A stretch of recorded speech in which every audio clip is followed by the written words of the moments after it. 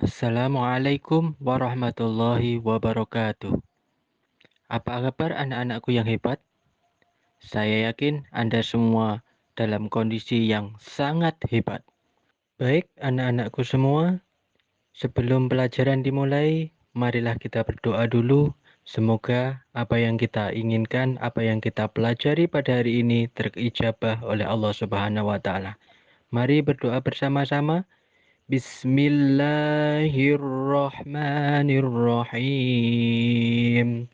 Raditu billahi rabba wa bil islami dina wa bi muhammadin nabiyya wa rasula. Rabbi zidni ilman nafi'a warzuqni fahma. Amin ya rabbal alamin. Baik anak-anak, kita masih belajar lagi di Pendidikan Agama Islam dan Budi Pekerti yang ada di kelas 5, yakni dalam hal Rasulullah idolaku. Dan dalam subbab bahasan, kisah teladan Nabi Muhammad Sallallahu Alaihi Wasallam. Ayo, siapa yang sudah kenal dengan Nabi Muhammad Sallallahu Alaihi Wasallam? Baik, Nabi Muhammad Sallallahu Alaihi Wasallam adalah nabi terakhir dari 25 nabi dan rasul. Dan tidak ada nabi lagi atau juga tidak ada rasul lagi sesudahnya. Nabi Muhammad Sallallahu Alaihi Wasallam lahir di kota Mekah Al-Mukarramah, yakni pada hari Senin tanggal 12 Rabiul Awal bertepatan dengan tahun gajah atau 20 April 571 Masehi. Disebut dengan tahun gajah karena pada saat Nabi Muhammad dilahirkan bertepatan dengan adanya pasukan gajah yang dipimpin oleh Raja Abraha yang ingin menghancurkan Ka'bah. Namun subhanallah, karena keajaiban dari Allah, Allah telah mengirimkan bala tentaranya berupa kerumunan burung-burung ababil atau disebut dengan burung yang berbondong-bondong yang membawa batu dari api neraka yang menghancurkan pasukan gajah tersebut. Nabi Muhammad Shallallahu Alaihi Wasallam lahir dalam keadaan yatim anak-anak. Abdullah ayahnya telah lebih dahulu wafat, sedangkan Nabi Muhammad Shallallahu Alaihi Wasallam waktu itu masih dalam kandungan, kira-kira kurang lebih usianya masih 2 bulan. Abdullah bin Abdul Muthalib sebagai ayah tidak meninggalkan harta benda yang banyak yang akan diwarisi putranya. Abdullah hanya meninggalkan beberapa ekor unta saja. Ibu Nabi Muhammad Shallallahu Alaihi Wasallam bernama Aminah binti Wahab dari kalangan suku Quraisy yang terpandang dan mulia di masa itu. Nabi Muhammad Shallallahu Alaihi Wasallam pada masa bayi diasuh oleh Siti Halimah, sedangkan setelah usia lebih kurang 2 tahun, Halimah menyerahkan kembali Nabi Muhammad kepada Aminah. Pada masa kanak-kanak, Nabi Muhammad kecil selalu diajak pamannya, yaitu Abu Thalib, untuk mengembala kambing. Ia senang dengan pekerjaan dan sayang pada hewan. Karena itu, paman Nabi Muhammad sering menyebut si cerdas yang lincah dan baik. Pada usia muda, Nabi Muhammad Shallallahu Alaihi Wasallam terkenal tabah, sabar, bertanggung jawab, pekerja keras, dan juga jujur, sehingga ia diberi julukan Al-Amin, yang artinya terpercaya. Pekerjaan yang digeluti pada saat itu adalah berdagang ke negeri Syam. Ia membawa berbagai jenis dagangan milik saudagar kaya yang bernama Khadijah. Karena kejujuran Nabi Muhammad SAW, Khadijah pun jatuh cinta padanya. Khadijah akhirnya menjadi istri Nabi Muhammad SAW pada saat Nabi Muhammad berusia 25 tahun dan Siti Khadijah berusia 40 tahun. Pada usia 40 tahun, Nabi Muhammad SAW diangkat menjadi seorang rasul, berdakwah, mengajak umat manusia menyembah kepada Allah Subhanahu wa taala dan meninggalkan kemusyrikan, yaitu penyembahan terhadap berhala. Nabi Muhammad SAW mempunyai kebiasaan berkholwat, yaitu mengasingkan diri dari keramaian manusia untuk merenungkan, mendekatkan diri kepada Allah Subhanahu wa taala. Tempat yang digunakan adalah Gua Hiro, kurang lebih 5 kilometer dari arah kota Mekah. Dia lakukan ini pada setiap bulan Ramadan tiba. Pada hari ke-17 dari bulan Ramadan saat itu, Nabi Muhammad SAW mengalami peristiwa yang sangat menakjubkan.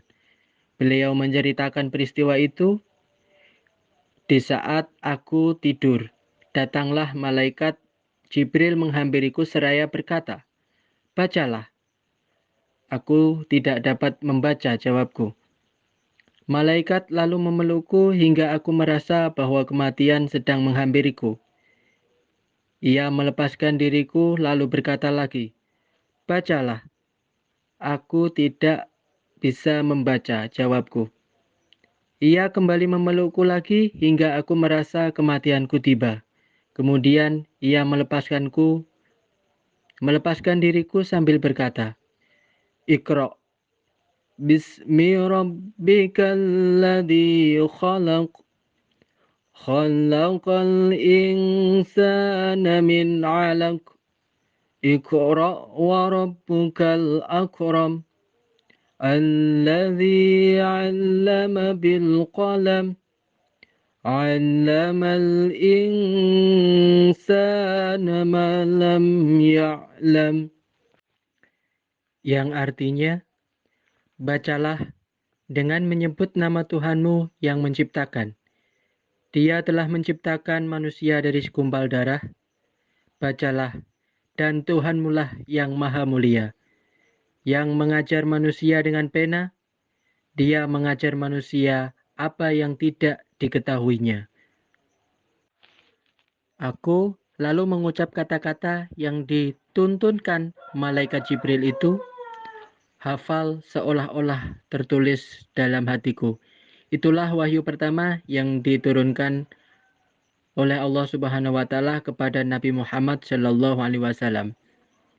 Dalam menyiarkan agama Allah Subhanahu wa taala, Nabi Muhammad sallallahu alaihi wasallam tidak pernah takut sekalipun berhadapan dengan berbagai rintangan. Dakwahnya sering dihadang, bahkan diancam akan dibunuh. Abu Jahal adalah orang yang pertama dan yang paling membencinya.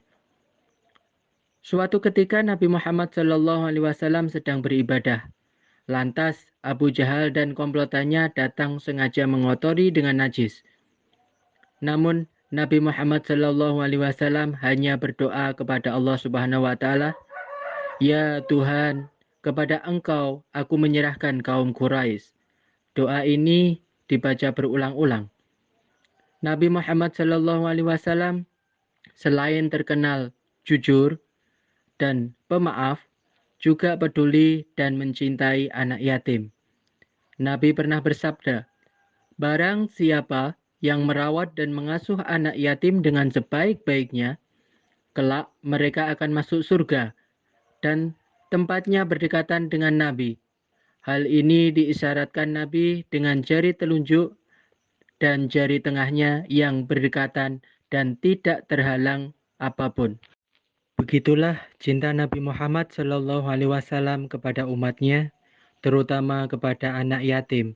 Rasul terakhir adalah Nabi Muhammad SAW. Dia Nabi dan Rasul penutup. Tidak ada lagi Nabi dan Rasul setelahnya.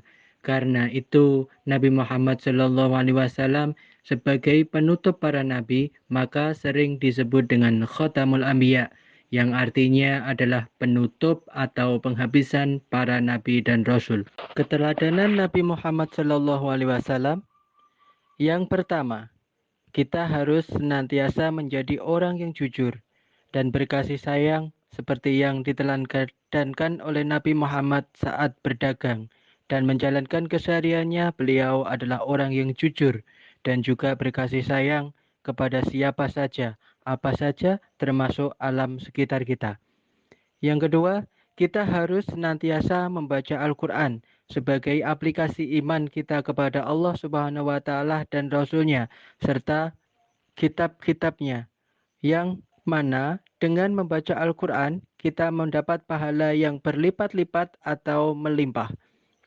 Dan yang ketiga, kita harus yakin bahwa Nabi Muhammad SAW adalah Nabi dan Rasul terakhir, yaitu sebagai Nabi dan Rasul penutup atau Khotamul Anbiya. Baiklah anak-anakku yang hebat, demikianlah pembahasan kita kali ini. Semoga kita bisa mengambil inti dan hikmahnya untuk kita terapkan dalam kehidupan sehari-hari. Terima kasih, semoga pelajaran hari ini dapat bermanfaat dan barokah bagi kita semua. Baik, sebagai penutup, marilah kita berdoa sesudah belajar. Bismillahirrahmanirrahim. Subhanakallahumma wa bihamdik asyhadu an la ilaha illa anta astaghfiruka wa atubu ilaik. Baiklah anak-anak, terima kasih atas segala perhatiannya. Wassalamualaikum warahmatullahi wabarakatuh.